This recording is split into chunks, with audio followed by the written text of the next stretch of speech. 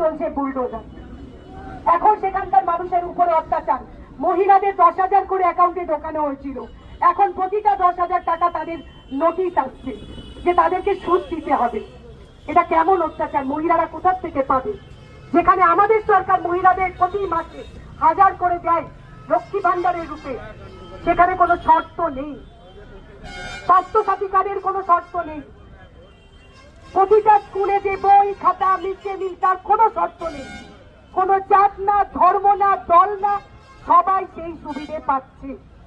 এটাই হচ্ছে পশ্চিমবঙ্গ এবং পশ্চিমবঙ্গের মা মাটি মানুষের সরকার, যার নেত্রী হচ্ছেন মমতা ব্যানার্জি এবং সেনাপতি হচ্ছেন অভিষেক ব্যানার্জি। সেই সরকার আমাদের রাজ্যে বলে আমরা সুখে শান্তিতে আছি। শুধু কি সেই ক্ষেত্রে কেউ হিন্দু, কে মুসলিম, কে খ্রিস্টান, কে বাঙালি, কে বিহারি, সেটা আমাদের এখানে দেখা হয় না। কে নেপালি না, আমরা সবাই মানুষ। সবার উপরে মানুষতত্ত্ব, তাহার উপরে নাই। ভারতবর্ষ কি নানা মুনি, নানা মত, নানা পরিধান, বিবিধের মাঝে দেখো মিলনময়। এই মিলনের দেশ হচ্ছে ভারতবর্ষ।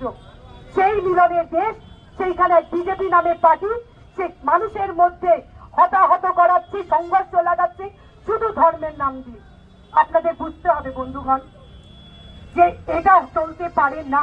আমরা কোনোভাবেই এই এসআইআর কে মেনে নেব না। আমাদের নাগরিকত্ব নিয়ে যারা প্রশ্ন তুলছে আমরা তা মানব না। আমাদের নেত্রী মানছেন না, আমাদের সেনাপতি মানছেন না।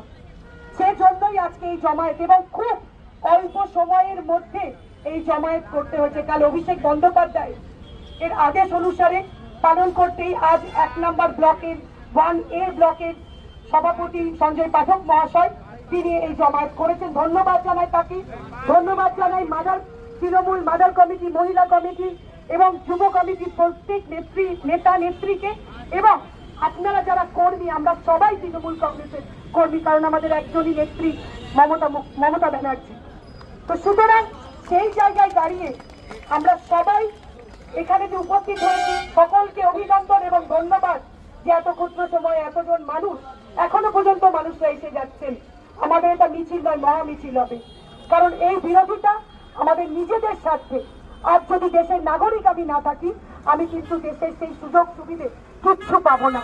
সবার আগে বুঝতে হবে। তাই এই বিজেপি আর না, নো ভোট ফর বিজেপি, এই স্লোগানেই আমাদের চলতে হবে। এবং নির্বাচন কমিশন তারাও সুপ্রিম কোর্টে গিয়ে হার স্বীকার করতে হচ্ছে। কিছুদিন আগেই দেখলেন কি অত্যাচার, অ্যাডমিট কার্ড, মাধ্যমিকের অ্যাডমিট কার্ড, যাকে সরকারি যে কোনো জায়গায় ইকুইভ্যালেন্ট টু বা সমতুল্য বলা হয় জন্ম